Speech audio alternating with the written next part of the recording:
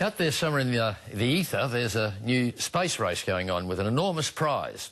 And Australia is in an intergalactic sprint to the finish with South Africa. We're actually bidding to host the world's biggest, most powerful telescope.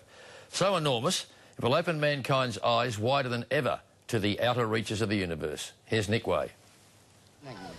Liftoff. We have a liftoff. Decades after the space race captivated a generation, the countdown's running on a new quest to unlock the deepest secrets of our universe. The prize, not a manned mission, but the world's biggest radio telescope, the $2.5 billion Square Kilometre Array, or SKA.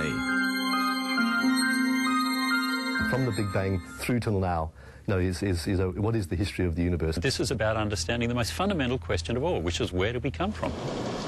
This time it's not the US and Russia facing off, but Australia and South Africa, pushing to become astronomical superpowers. Oh, it's incredibly exciting for me, seeing that the facility finally coming together. Anthony Shinkle's coordinating the Aussie assault. Both bidders shortlisted by a 9-nation SKA consortium, the winner to be chosen early next year.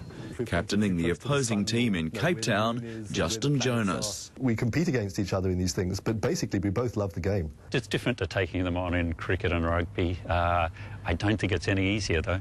The size of this game is stunning. The SKA will see thousands of interconnected receivers stretching over 3,000 kilometres, but half will be centred within a 5-kilometre circle. Connected by optic fibres feeding into the world's biggest supercomputers, it will scan the sky 10,000 times faster and farther than our most powerful existing telescopes. The amount of data flowing through the SKA will probably exceed the entire internet in the world. An eye so sensitive it will see back in time. Scientists will be able to test Einstein's theories and investigate distant stars and black holes in space. And the SKA is our best hope of detecting a cosmic call from another species. Now, aside from the wildlife, there's an uncanny similarity between South Africa's SKA site in the arid Karoo region north of here and Buladi Station over here in outback Western Australia. But even if ET doesn't phone home, the earthly spin-offs promise a commercial bonanza. And it will have a huge impact on Australia's science, engineering and educational base. But the South Africans claim they'll give the world more bang for its buck, and the continent needs the project more than Australia. To prove their SKA credentials, they're building the Meerkat radio telescope with 64 antennas. Australia's giant Pathfinder demonstrator project is also well advanced in remote WA.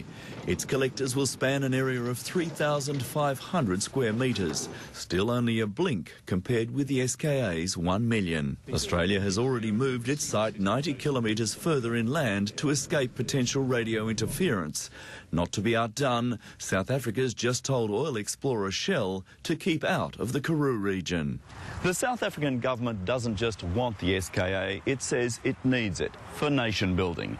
And when you come to communities like Langa here on the edges of Cape Town, you can see where they're coming from. For the rest of the world to see that in the same case like the World Cup, that Africa has something to offer to the world. But if we're really going to make it productive, it has to be in the best site, and this is the best site. And the winner is science. Not a bad question. Where do we come from?